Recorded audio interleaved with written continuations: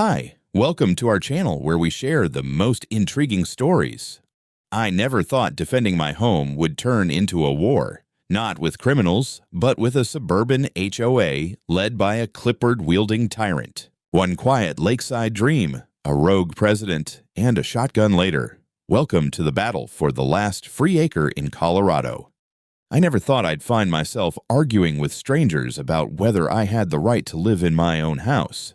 But I guess that's what happens when you move too close to a freshly sprouted HOA kingdom. My name's Matt Donovan, former Army, now an aerospace engineer. After years of deployments, dust, and bureaucratic chaos, I finally bought peace. A clean-cut, stone-faced house with a deep porch set on several acres of piney lakeside land in rural Colorado. I paid for it in cash, fair and square. No mortgages, no neighbors breathing down my neck. And, most importantly, no HOA. We moved in early spring. My wife, Sarah, had longed for a proper garden, and the kids, Emma and Tyler, 9 and 12, were thrilled to swap tablets and traffic for kayaks and frogs. The first month was bliss. I spent weekends building a new tool shed and fixing up the back deck. Sarah was knee-deep in flower beds, the kids rode bikes around the dirt trails, and my biggest worry was whether the fence line needed reinforcing before elk season. Then came the knock. I was under the porch with a drill in hand when I heard footsteps on gravel, not the crunch of boots, but the high-pitched clack of orthopedic sandals. When I stood up, I was face-to-face with 3 people in matching navy windbreakers, clipboards at the ready. The lead one, blonde bob, stiff posture, eyes like a hawk that drank vinegar, stepped forward. "Good morning, Karen Bradshaw." "I'm the acting president of the Silver Pines HOA, she announced like I should salute. I blinked. "Nice to meet you. What can I help you with?" "We're conducting routine inspections for compliance with Section 4 of our residential standards." She gestured toward my front door like she was about to walk right in. "This visit shouldn't take more than 10 minutes. I raised a hand. "Hold on. My property isn't part of Silver Pines. I'm outside your association's boundaries." Karen frowned like I'd just recited an incorrect Bible verse. "That's unlikely. All residential parcels in this zone are subject to HOA oversight per our most recent amendment." "No offense," I said, wiping my hands on my jeans, "but my deed says otherwise." County confirmed it. My parcel's independent. No covenants, no fees, no obligations. One of the clipboard twins, a balding man who hadn't blinked since arriving, stepped forward. "Do you have that in writing?" "Sure do," I said, "but not for random clipboard crews on my porch." They didn't like that. Karen's lips thinned to the width of a debit card. "We'll have to verify your claims. In the meantime, we ask that you comply with all preliminary inspection protocols." I didn't answer, just raised my eyebrows and waited. Eventually, Karen gave a tight nod, and they all turned back toward their SUV. Before she slid into the driver's seat, she looked over her shoulder and added, "We'll be in touch." A few days later, we found a laminated sign zip-tied to our gate. "Silver Pines Community. Residents must maintain landscaping standards." It was stapled on like it belonged there. I took it down, of course, but I didn't toss it. I photographed it, then emailed it to the HOA address listed, politely requesting that they not post unauthorized signage on private property. I included the property survey just in case their cartographer had been high that day. Then came the letter. It arrived on a Tuesday, tucked neatly into our mailbox in an envelope stamped Silver Pines HOA. Inside was a single sheet, written in the formal tone of someone who uses "thus" in daily speech. To Mr. and Mrs. Donovan, pursuant to Article 8, Section 7 of the Community Environmental Integrity Bylaws, you are required to vacate the premises for a 72-hour period to allow for a comprehensive inspection and climate compliance assessment. Failure to do so will result in procedural escalation. Sincerely, Karen Bradshaw, Acting President, Silver Pines HOA, no signature. Just that elegant little name stamped at the bottom like it was Holy Writ. I read it twice, laughed once, then sent it straight to my lawyer. He responded within the hour. "Tell them to shove it. You're not under their jurisdiction. If anyone shows up uninvited, that's trespassing." Full stop. Sarah was more rattled than I was. She'd already had enough of HOA horror stories back in the suburbs, but I told her to breathe easy. We were on solid ground. Still, the timing wasn't lost on me. They'd shown up, tried to weasel in, got denied, and now they were playing the legalese intimidation card. By week's end, another laminated sign had appeared. This time it read, "Non-compliance will be reported." That one I left hanging, just long enough to photograph the SUV that came back to plant it. We weren't in the HOA, but it was becoming increasingly clear that the HOA believed we should be. Их уверенность мне начинала напоминать секту. I wasn't expecting them to escalate so fast. Most power trips at least take a few rounds of passive-aggressive letters before they go full mobster. But 2 days after the last sign, I was out by the shed checking on a drainage issue when I noticed an SUV idling at the end of the drive. Black, newer model, windows tinted to the point of cartoon villainy. It wasn't the HOA-branded Subaru that Karen and her clipboard crew had arrived in last time. This thing looked more tactical. It sat there for about 10 minutes. Then, with all the subtlety of a buzzard circling a dying mule, it pulled up the gravel and parked about 30 feet from my porch. I stood still, watching. I wasn't armed, not yet, but the weight of possibility was already pressing against the back of my neck. 2 men stepped out. No uniforms. One wore a navy windbreaker and jeans. The other had on some kind of paramilitary-looking cargo pants and a tight black turtleneck, like he was auditioning for a villain role in a low-budget action movie. Both were built like they did push-ups for fun and protein shakes for sport. Neither smiled. "Mr. Donovan?" the windbreaker guy asked as they approached, hands empty but very deliberately visible. "That's me," I said calmly. "We'd like a moment of your time." "Then start talking." He exchanged a quick glance with the turtleneck and adjusted his stance, like this was some rehearsed skit. "We strongly recommend that you comply with the HOA's request to vacate your property for the scheduled inspection window." I crossed my arms. "You mean the 3-day joke letter your fake president sent me last week?" "No joke, sir," the turtleneck added. "This is for your own safety. There are procedures, liability assessments, potential code risks. There are no codes you enforce on me. I'm not in your HOA. You have no jurisdiction here, and unless either of you is a cop or a county official, you're trespassing." Windbreaker held up a hand, mockingly apologetic. "We're not here to argue legalities. We're here to give you a heads up." "Well, I'm giving you a heads up back," I said, stepping slightly closer. "If you come on my land again without cause or a badge, I'll take that as a threat, and I don't handle threats lightly." I saw a flicker of annoyance in Turtleneck's eyes. Windbreaker stayed composed. "Just remember," he said, backing off slightly, "we gave you a chance to make this easy. The next step won't be so friendly." They turned and walked back to their SUV, like they were expecting me to chase them down or beg for clarity. I just watched as they rolled off, gravel popping under their tires. Inside, Sarah was in the kitchen chopping bell peppers for dinner. She looked up as I came in, already reading my face. "Let me guess," she said. "Karen's Goon Squad. Or auditioning for it." I told her what happened, skipping the part about the next step. No need to spook her more than necessary. I showed her the security cam footage, grainy but good enough. I'd installed a few motion-activated cameras around the property a week after the first visit, just in case someone got cute. She bit her lip. "Do we need to call the police?" "Not yet," I said. "They didn't cross the threshold. And if I report every idiot in a windbreaker, we'll be on a first-name basis with the whole sheriff's department by July." Still, the tone had shifted. The kids weren't told, but they noticed the difference. I cut my usual workday short the next morning and drove into town. First stop, hardware store. I stocked up on perimeter lights, window alarms, and another few signs. Private property, armed owner, no trespassing. Second stop, gun safe. Not that it had gone anywhere. I'd had my 12-gauge Mossberg locked and loaded in the master bedroom since we moved in, but I made sure the biometric lock was clean, the rounds were dry, and that everything was within arm's reach if needed. Third stop, my lawyer, Greg Talbot. Greg had the expression of a man who'd seen every stupid legal threat in the book and had started collecting them like trading cards. When I told him about the SUV and the strong recommendation to vacate, he didn't even blink. "Sounds like attempted intimidation," he said. "They're overplaying their hand. Keep the video. Send me copies. If they escalate, I'll handle the cease and desist filings." I nodded. "If," Greg smiled, thin and humorless. "Let's be honest, people like this, it's always when." When I got home that afternoon, Sarah met me in the driveway. She was holding a folded piece of paper. "This was in the mailbox," she said, voice tight. I opened it. No envelope this time. Just a plain white sheet, typed in all caps. "Final notice. HOA safety officers will return. Failure to comply may result in intervention. You have been warned." I let out a low whistle. Well, they've officially gone from passive-aggressive to aggressive-aggressive.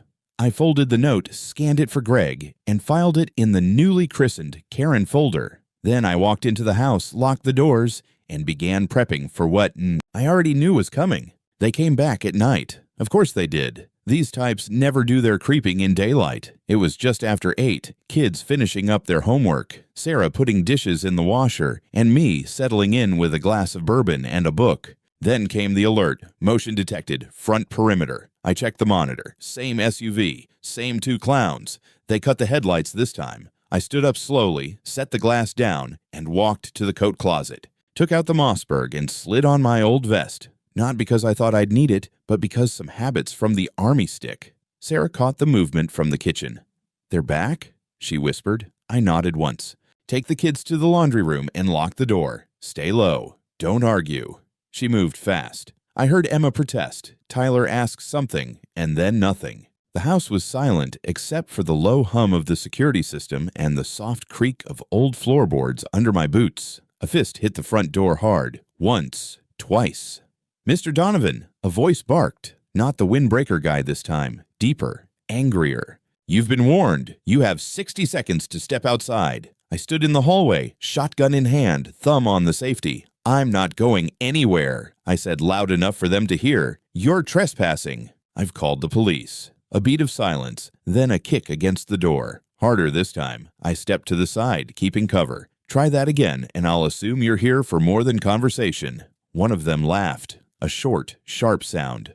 "You think you're in control? We're here for safety. Community safety." "Community doesn't live here," I snapped back. "And neither do you." The porch creaked. My camera caught one of them moving toward the side window. I chambered a shell, loud and clear. That got their attention. I opened the kitchen window and fired into the air. The blast echoed like thunder through the pines. That did it. They bolted. I saw the SUV reverse down the drive like they were fleeing a bear attack. Then Sarah's voice behind me, shaky but steady. "Cop said 10 minutes. I re-engaged the deadbolt and watched the road. My hands were steady, but adrenaline was pushing in like a storm. This was no longer HOA harassment. This was attempted forced entry. A threat, clear as daylight. The sirens came in under 8 minutes. 2 cruisers. Same local deputies as last time, but this time, their hands were already near their holsters. I met them on the porch, still in the vest. "They tried to force entry," I said. I warned them, then fired into the air. Security footage recorded the whole thing. They didn't even blink. "Where's your family?" "Safe, inside." The officers spread out, one checking the grounds, the other asking for a description. While we talked, another car arrived. White Lexus. HOA plates. Karen. She climbed out like she was stepping onto a runway. Hair perfect, lipstick sharp, eyes already narrowed. She stormed up, ignoring the cops, and launched straight into a speech. "This is an outrageous use of force," she screamed. He brandished a firearm at community officers. "That's a felony." One of the deputies turned, calm as a pond. "Ma'am, we've got surveillance footage, multiple trespass warnings, and eyewitness reports. This property isn't under your HOA's jurisdiction." Karen's eyes darted to me. "He's a threat to neighborhood harmony." "Your hired men threatened his family," the officer said. "One more word and I'll consider obstruction." Karen backed up like she'd been slapped. 20 minutes later, they located the SUV, abandoned a mile away, plates half covered in mud. Prints confirmed. Both officers were ID'd. One ex-con with priors for intimidation, the other a licensed contractor working with the HOA unofficially. Both were arrested by morning. Karen, she vanished before they could press her further. But I knew that wouldn't be the last of her. Back in the house, Sarah hugged me hard and wouldn't let go. The kids were quiet, pale. Tyler asked if I shot at someone. I told him I scared them off, like a dad should. He nodded like he understood more than a 12-year-old should. That night, I sat on the porch, shotgun across my knees, staring at the tree line. The HOA wanted escalation. They just got it.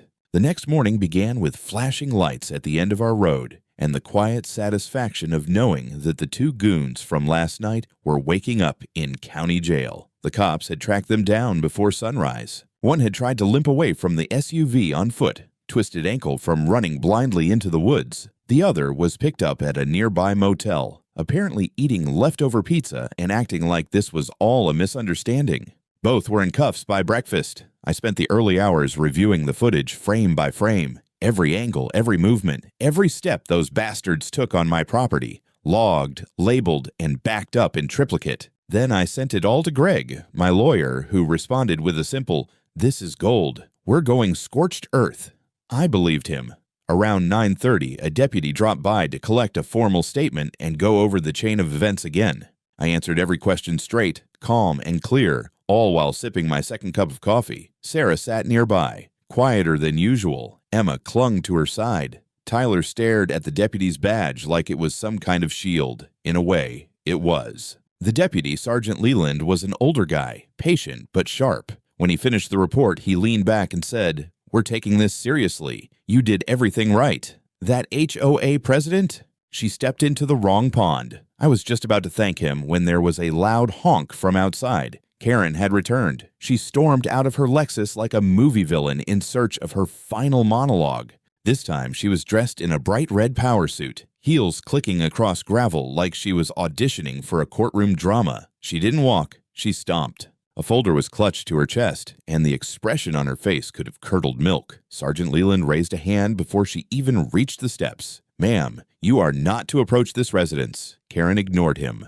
"This man is out of control," she shouted. "He's a threat to the neighborhood, to public safety. He fired a weapon. I demand he be disarmed and removed pending investigation." Leland didn't flinch. "We've already reviewed the footage. Your men were trespassing." He fired a warning shot in the air, on his own property, in defense of his family. "They were community safety consultants," she barked. "HOA authorized. No such designation exists in county law," he said coolly.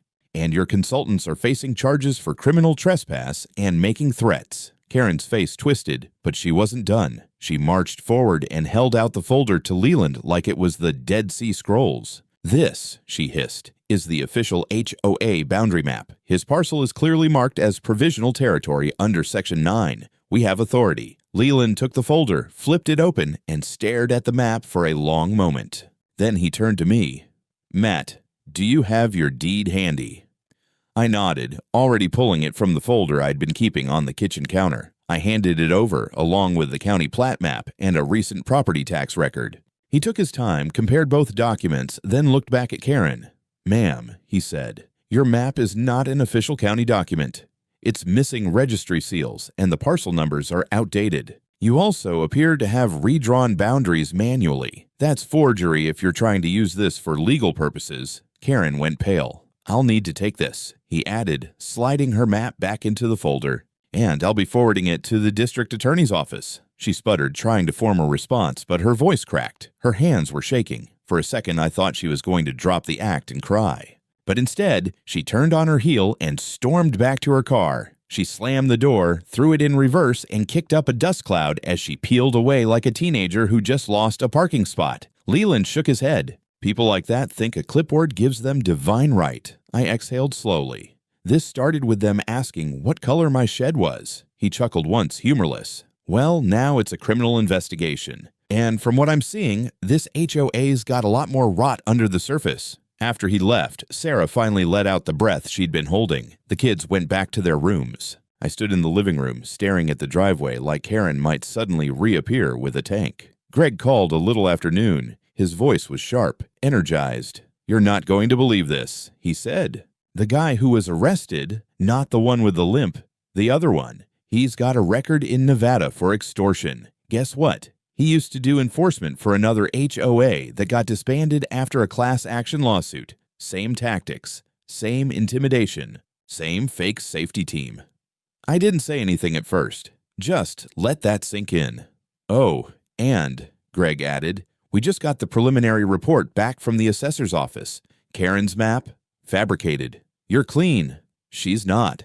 "So what now?" I asked. "Now we start drafting the lawsuit." By the end of that week, my quiet lakeside retreat had officially become the epicenter of a legal and reputational wildfire. Greg, true to form, wasted no time. He filed the lawsuit Friday morning. civil harassment, attempted fraud, intimidation, conspiracy, and trespassing, with added claims for emotional distress and damages related to the safety of minors. He also submitted a formal request for a judicial injunction against the Silver Pines HOA and its acting president, Karen Bradshaw. I didn't even know that many legal words could fit on one page. By Saturday, it had made the local news. HOA president accused of criminal trespass and fraud, read the headline. They used a photo of Karen standing in front of the community center with her hands clasped like a first-grade teacher on picture day. Below it, a still image from my security footage, her hired muscle approaching my porch at night. The next day, I got an anonymous manila envelope in the mailbox. No return address. Inside were black and white photocopies of what looked like internal HOA emails, typed, dated, most of them from Karen. Some were mundane, schedules for fence inspections, notes on a bake sale, but others, not so much. Donovan's property is a visual disruption, enforcement needed. If he won't comply, we make it uncomfortable. He's ex-military, probably trigger-happy. Let's bait him. We can show reasonable cause if we stage enough complaints. Plant violations if needed. I stared at that last one for a long time. I scanned everything and sent it to Greg, who responded within minutes. Holy hell! We just went from solid to bulletproof. Turns out someone from inside the HOA had finally had enough. A mole, a sane one. Whoever they were, they'd just handed us the HOA's severed tail and the knife they'd used to cut it off. By Monday, the county court had approved our injunction. The HOA was ordered to cease all direct contact with me and my family. Karen specifically was forbidden from coming within 100 feet of my property. Greg said she'd lose her mind. He was wrong. She lost it publicly. Tuesday afternoon, a reporter from the local station set up across from my property to do a follow-up story, a simple update on the Donovan versus HOA saga. They were just about to wrap up when Karen pulled up in her Lexus, got out mid-broadcast, and started shouting about fake news, manipulation, and unpatriotic squatters. The poor journalist tried to keep it professional, but the camera caught the whole meltdown. By nightfall, the footage was online. Half the town had seen it by breakfast. The comment section was brutal. Someone added banjo music over her rant and uploaded it as a remix. 300,000 views by the next morning. Meanwhile, Greg was digging deeper. During discovery, he obtained internal HOA financial records, and that's when things really got dark. A few of Karen's so-called enforcement expenses turned out to be payments to a private security company that didn't technically exist. Cross-checking the address showed it was a P.O. box, owned by her cousin. The same cousin who coincidentally had been in the passenger seat of that black SUV on the first night of the break-in. Money laundering, possibly. Tax evasion, definitely. Fraud, you bet. Greg sent everything to the DA's office. They responded with an immediate motion to open a criminal inquiry. That same day, a sheriff's cruiser pulled up in front of the HOA offices at Silver Pines and escorted Karen out in handcuffs. I watched the footage that night on the local news. She didn't yell this time, didn't cry, didn't protest. She just looked stunned, like the rules she'd been bending her whole life had finally snapped back and hit her square in the face. You'd think that would have been the end of it. But no.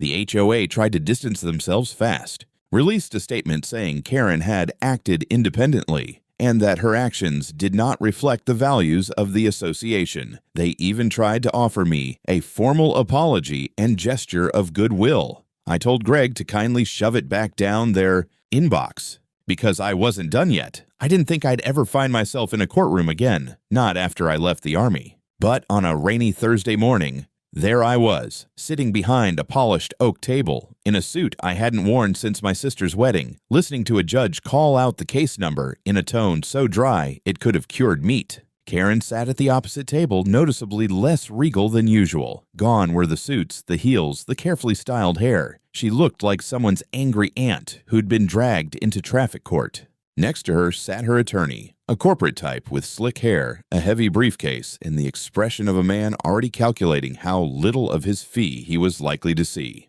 Greg leaned over and whispered, "We're not here to win today. We're here to watch her squirm. Just stick to the facts." I nodded. The hearing was about the injunction, damages, and a possible motion for an extended protective order. The judge, a no-nonsense woman with the last name Blevins and the stare of a hawk, had clearly read the documents in advance. She opened with a recap of the situation. Homeowners Association accused of overreach, illegal enforcement activity, and property harassment against non-member homeowner Matt Donovan. Karen's lawyer tried to interject, calling it an unfortunate series of misunderstandings. Judge Blevins cut him off like a buzzsaw through plywood. Mr. Colbert, I've seen the footage, read the correspondence, and reviewed the financial documents. If this is a misunderstanding, it's the most organized one I've ever encountered. Karen visibly recoiled. Greg presented everything like a war plan. Footage, emails, fake maps, HOA bylaws, county records, even Tyler's school counselor's report on how the incident had affected his sleep. I hadn't known Greg had gathered that, but I was glad he did. It hit harder than any photo or camera angle. Karen's lawyer fumbled his response, claimed internal miscommunication, claimed community anxiety, claimed the spirit of neighborly cooperation. Judge Blevins stared at him as if he'd just tried to sell her a wet mattress. Then Karen made her fatal mistake. She asked to speak. I'd just like to say, she began, standing slowly, that all I ever wanted was to maintain order. I was only thinking of the community. Mr. Donovan refused to comply with basic requests. You mean, Blevins interrupted, requests outside your jurisdiction? Karen pressed on. It's my belief that people like him, aggressive, militant, they don't belong in peaceful places. Greg stood. Your Honor, my client is a decorated veteran who has never once initiated violence. He defended his family against intruders, men hired and instructed by Ms. Bradshaw. Karen's mouth twitched. The judge nodded slowly. I've seen enough. She ruled in our favor on every single count. The injunction became permanent. Karen was barred from any future HOA involvement. We were awarded $120,000 in compensatory damages, plus punitive damages to be determined in a follow-up hearing. But the real nail in the coffin came next. Judge Blevins issued a court order for a county audit of Silver Pines HOA, past 5 years of spending, all board meetings, all enforcement actions. She also referred the case to the district attorney's office for possible charges of conspiracy, harassment, and forgery. Karen didn't just lose, she detonated. By the time we walked out of the courtroom, reporters were waiting. Greg handled the talking. I just stood behind him, silent but calm. A camera flashed in my face, and I thought about that night with the shotgun, the kids hiding, Sarah's hand on my back. It had all led to this.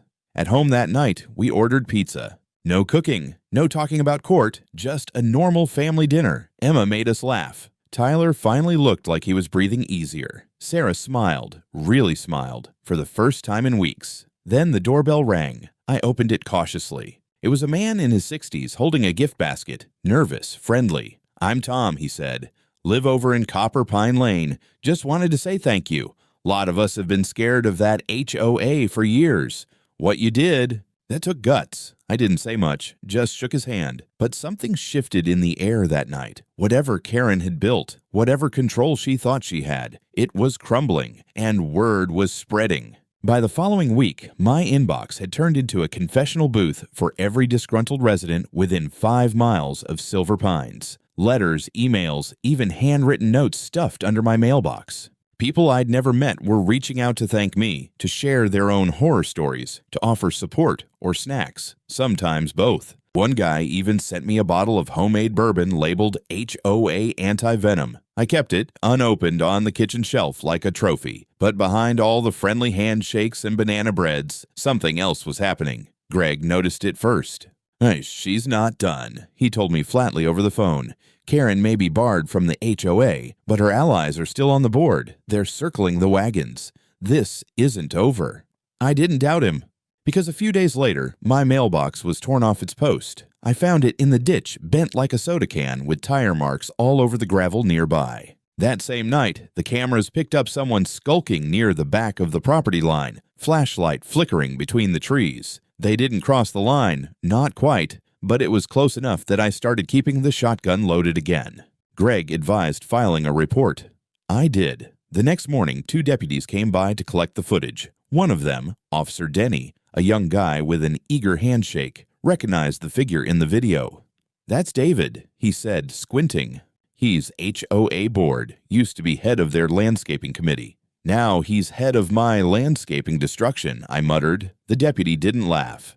They brought him in for questioning, but of course, he denied everything. Claimed he was walking his dog, which was amazing considering no dog appeared in any of the footage. Still, it was enough for a warning, but not an arrest. The same night, someone threw eggs at the front of the house. Not high school prank eggs. These were rotten sulfuric bombs that stank up the porch for 2 days. Sarah was furious. Emma cried. Tyler stayed silent, but I saw the way he walked the house with a baseball bat tucked under his hoodie, pretending to look for spies. I knew then that it wasn't just about legal victory anymore. This was going to be about endurance. Then came the emergency HOA meeting. Greg got a tip from a contact inside the HOA, the same anonymous person who'd sent us the damning emails. Silver Pines was planning a resolution of community integrity, essentially a last-ditch maneuver to rewrite their charter and expand jurisdiction. Their goal? Absorb bordering parcels, including mine, under provisional oversight, using a loophole in an old zoning code. Greg called it the